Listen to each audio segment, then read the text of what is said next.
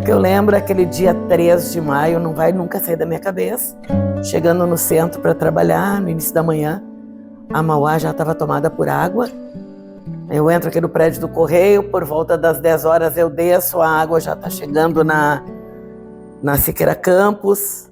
Por volta das 11 da manhã já estava aqui na porta do Banrisul, nosso vizinho. E aí eu subi correndo, peguei um bloco, porque os repórteres já tinham sido dispensados. E eu peguei um bloco, saí pela rua fazendo foto, fazendo matéria dos comércios fechando aqui na região. Aí eu peguei o computador do jornal e segui para casa. Quando fui sair, estava cercado de água. Eu só pude sair na contramão aqui na Caldas Júnior. Fui indo em direção à minha casa, que eu moro no bairro Baitá, no Residencial Laçador.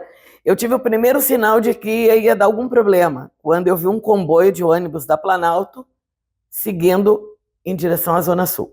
Bem, aí eu cheguei em casa, comecei a trabalhar no home office, isso dia 3. Na madrugada do dia 4, meu apartamento tomou de água, eu fiquei com água no pescoço, fui socorrida num bote, e o comandante desse bote era um presidiário em semiaberto com uma tornozeleira eletrônica. Isso aí me emocionou demais. Fui parar na praia e lá eu comandei uma equipe, cada um num canto do estado, porque todos foram atingidos praticamente pela enchente, e eu só voltei para casa dia 13 de julho com a certeza de que tinha conseguido recuperar tudo que eu perdi na enchente.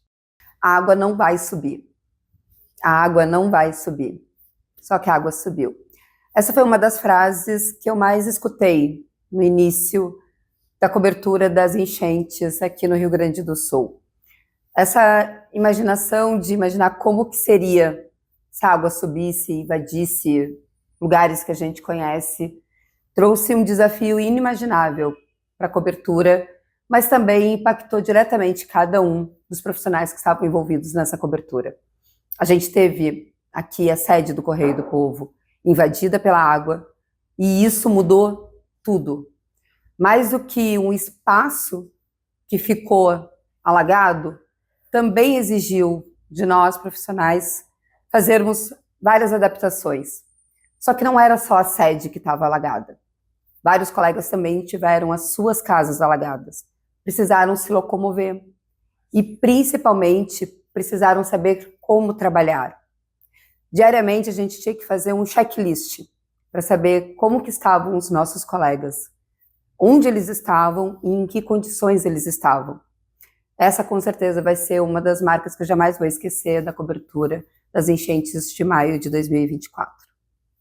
Tudo isso que aconteceu exigiu demais de todo mundo, tanto na parte pessoal como na profissional.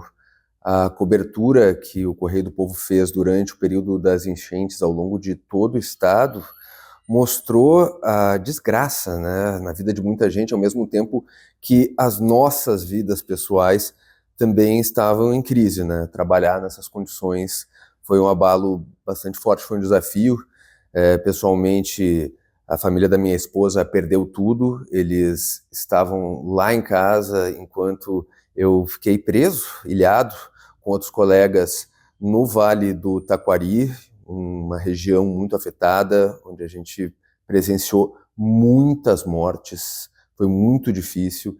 Então, estar ali na linha de frente, próximo a uma situação dessas, enquanto tu sabe que os teus familiares também perderam tudo, é muito desafiador, né? Também a nossa própria integridade física, por vezes, pelas condições, foi colocada em risco, né? Aqui em Porto Alegre, no cais, durante uma das coberturas, por exemplo, caí em um buraco, fiquei submerso por quase 2 metros da água, enfim, poderia ter morrido, graças a Deus ficou tudo bem. Então, acho que foi um trauma, sem dúvida, mas o que não mata fortalece.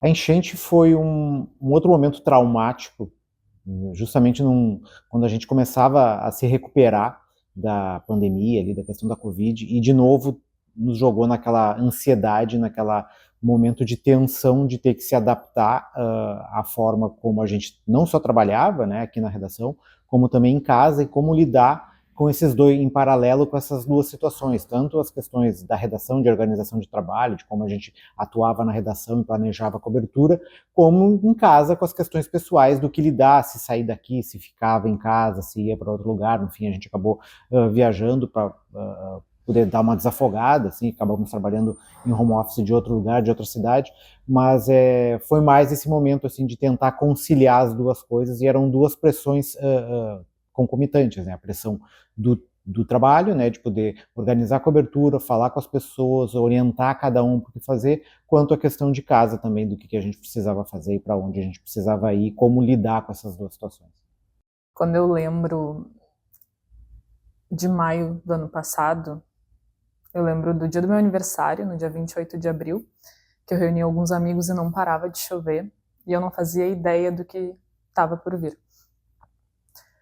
Quando a gente chegou na redação e a água estava chegando, a gente ficou naquela angústia de acompanhar pela janela se ela já estava vindo aqui na porta do Correio do Povo e a gente teria que ir embora, e não saber quando que a gente iria retornar para a redação. Isso com certeza foi algo que eu nunca imaginei viver, e principalmente acompanhar dia após dia como estava a situação e em que momento a gente retornaria. E se retornaria, né? Porque a nossa sede foi bem impactada. Mas a angústia de acompanhar tanto os colegas que estavam na rua trabalhando, quanto as pessoas que precisavam sair de suas casas, foi com certeza um dos momentos que eu nunca vou esquecer.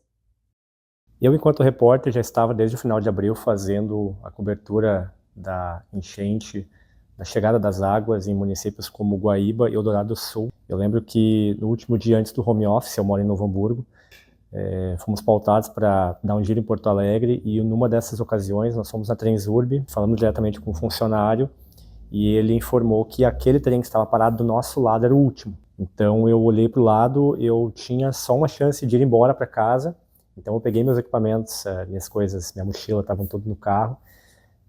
Entrei no trem, ainda liguei para a Rádio Guaíba e disse: olha, me coloquem no ar que agora eu vou informar que é o último trem e não tem mais. Então isso me marcou muito, assim. Depois disso eu fiquei 2 meses em casa, né, cobrindo o Vale dos Sinos. Fui para municípios como Feliz, Três Coroas, Igrejinha, que também foram bem afetados. Depois consegui um pouco, depois que abriu o caminho até São Leopoldo, fui até São Leopoldo, cujo centro inundou inteiramente, né, mais de 1,5 metro de água. Então foi uma situação muito triste, assim.